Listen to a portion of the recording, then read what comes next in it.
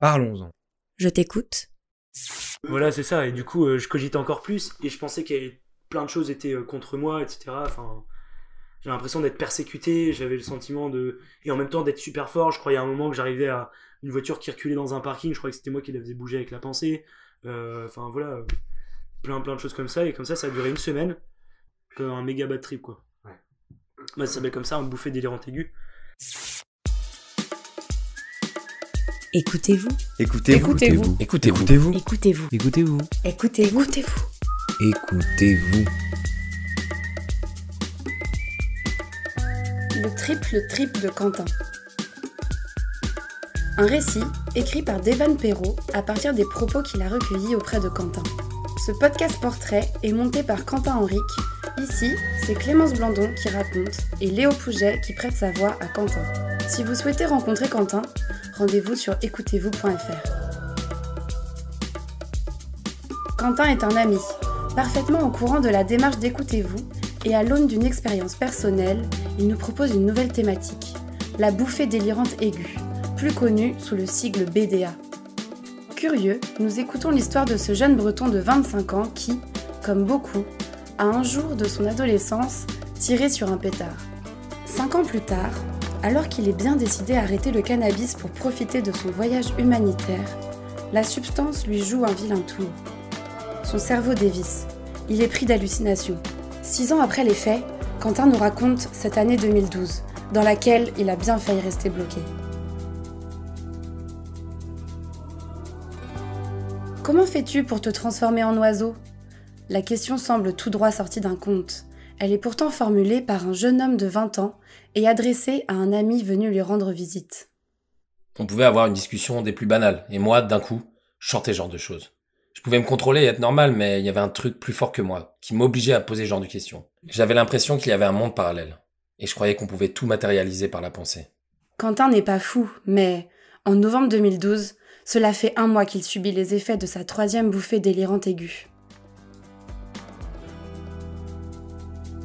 Rituel d'ado. En 2008, à l'image de nombreux adolescents, Quentin tire sur son premier pétard par curiosité. À ce moment-là, j'étais en 3e. Mon voisin avait pris un morceau de shit à sa sœur. Rapidement, Quentin et son voisin ritualisent leurs entrevues. Dans sa ville de toujours, sur le terrain de foot derrière chez eux, ils se racontent leur vie, refont le monde et fument ensemble. C'est vrai qu'au bout d'un moment, nous n'allions plus dehors, mais directement dans ma chambre. À la fin de la 3e, c'était quasiment tous les soirs. En début de seconde, un nouvel acteur entre en scène. Un soir, mon voisin a porté un bang. À partir de là, on a commencé à se couler des douilles. L'avantage, c'est que ça permet de se défoncer plus pour moins cher. Un autre de leurs amis les rejoint et, bientôt, Quentin et ses 2 comparses se retrouvent tous les week-ends pour philosopher, jouer à la console et inhaler 30 à 40 fois le produit de leur nouveau jouet. Forcément, les notes du jeune Lambalet baissent. De 16 de moyenne générale en 3e, il passe à 12 en seconde, 9 en première et 7 à 8 en terminale. Qu'en disent ses parents ? À vrai dire, ils se doutaient forcément que je fumais. Souvent, ils me faisaient des réflexions, en première, terminale. Mais bon, ils ne pouvaient pas être toujours derrière moi. Et mes parents m'ont toujours fait confiance. Ce mode d'éducation m'allait très bien. Avec du recul, je me dis qu'ils auraient peut-être dû être plus sévères, mais je pense pas que j'aurais fumé moins pour autant. Quentin ne se transforme tout de même pas en ermite calfeutré dans sa chambre. Au lycée, il fait partie d'une bande d'amis qui ne consomment que très occasionnellement du cannabis. Bon, je ne me coupais pas du monde non plus. J'aimais faire la fête avec eux, mais c'est vrai qu'ils ne me suivaient pas dans le délire pétard. Et les week-ends, où on ne se voyait pas, moi, je me retournais quand même la tête dans ma chambre avec mes 2 amis et mon bang. Voyage avorté. En 2011, il parvient tant bien que mal à obtenir son bac et il se donne un objectif pour la suite, partir en voyage humanitaire au Ghana. Alors, il se met à travailler et à épargner. Il prend un poste dans une coopérative d'éleveurs. Son départ vers l'Afrique se rapprochant, Quentin diminue sa consommation de cannabis. Je me suis dit, ne sois pas accro en partant en mission humanitaire. J'ai donc commencé à bien diminuer. Et 1 mois avant mon départ, je ne fumais qu'occasionnellement, seulement quand mon pote venait chez moi. Un soir, j'ai juste fumé une douille. On a discuté pendant 5-6 heures et ensuite, là, j'ai senti un truc chauffer. Une sensation que je n'avais jamais éprouvée. J'avais aussi l'impression d'entendre des sons très étranges. Je me sens mal. J'ai chaud. C'est comme si un mécanisme se déclenchait dans mon cerveau. Je cogite en permanence, je n'arrive pas à arrêter. Je demande à mon pote de rentrer chez lui. Je lui ai dit, mec, je suis trop défoncé. C'est trop bizarre. Quentin passe la nuit à pianoter sur son PC. Il surfe de site étrange en site étrange. Il ne dort pas de la nuit. Le lendemain, ses parents toquent à sa porte. Il ouvre et leur dit « J'ai enfin pris la pilule de la vérité. Je sais tout. » Quentin est en pleine bouffée délirante aiguë. Un état psychotique souvent accompagné de troubles hallucinatoires multiples. Mes parents décident d'attendre un jour. Ils se disent que j'ai pris une drogue et que je vais certainement redescendre. Mais je ne dors pas la nuit suivante non plus. Je continue d'aller sur des sites super bizarres. Le lendemain, ils constatent que je suis toujours barjot. Ils m'amènent chez le médecin.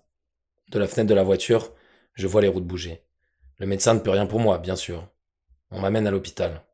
Dans la salle d'attente, je donne des coups de pied à ma mère. Des petits coups de pied, mais je n'ai jamais été violent. Je suis choqué par mon comportement. L'hôpital garde Quentin une nuit, mais ne peut rien pour son cas. Alors, ses parents l'emmènent à l'hôpital psychiatrique. À l'HP, je me dis que je suis dans un asile de fous. Je vois des gens courir autour de moi. Que des fous. Mais moi-même, je redescends pas. Pendant une semaine. À la fin de son séjour, Quentin se sent mieux. Il reprend le contrôle de son cerveau. Il s'en est sorti, sauf que... Comme un intello, 3 semaines plus tard, je tire sur un pétard. Et là, je repars direct. Quentin refuse cependant de repartir en HP. J'étais pas fou, j'avais juste des phases de délire.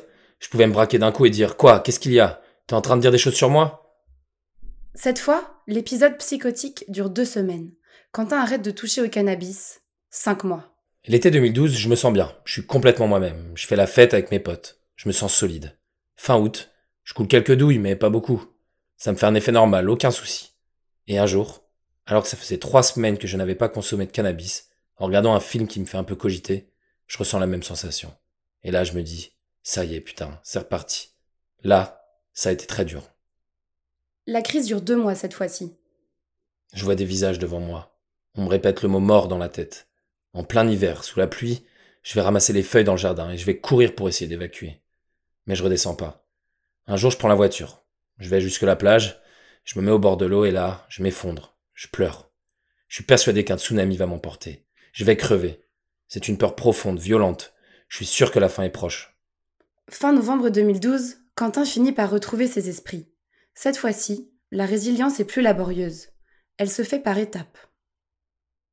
En fait, ça se fait tout doucement. Tu sens que tu vas mieux, mais ça ne vient pas d'un coup. Je me rends compte que j'ai été con. Je me souviendrai longtemps de cette année 2012. 6 ans plus tard. Quelle analyse fait Quentin de cette dernière épreuve? C'est une année que j'ai vécue quand même. J'ai appris des choses. Je suis quelqu'un de positif. Je considère qu'on apprend de tout. Je sais que j'étais barjot. Mais ça a amené beaucoup de questions chez moi sur le monde qui nous entoure. Est-ce que c'est le cerveau qui dysfonctionne? Ou est-ce que les schizophrènes, par exemple, qu'on connaît très mal, sont des gens qui ont un accès qu'on n'a pas? Moi, depuis, j'ai connu une expérience bizarre.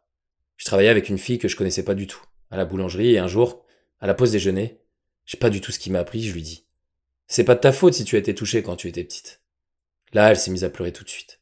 Je sentais qu'elle en avait besoin. On a discuté et ça lui a fait du bien. Je sais pas du tout si c'était lié, j'en sais rien du tout, franchement.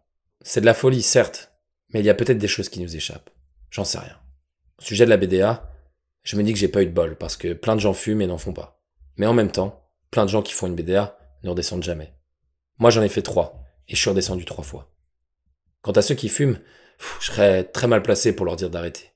On sait que c'est socialement accepté, mais il faut quand même se méfier de cette substance. L'alcool, ça détruit. Certes physiquement, mais le cannabis, c'est beaucoup plus cérébral. On ne maîtrise pas du tout. C'est dangereux. Ça peut te faire aller très très loin.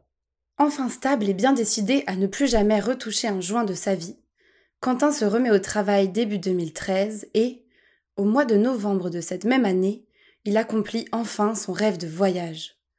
Il passe un séjour de 10 mois en Australie. De retour en France, il entame un CAP boulanger et enchaîne avec 2 années de BEP. Son projet ? Pouvoir un jour monter sa propre boulangerie, mais il veut prendre son temps et souhaite continuer à parcourir le monde avant de s'installer. D'ailleurs, si vous souhaitez le joindre demain, c'est depuis l'Asie qu'il vous répondra.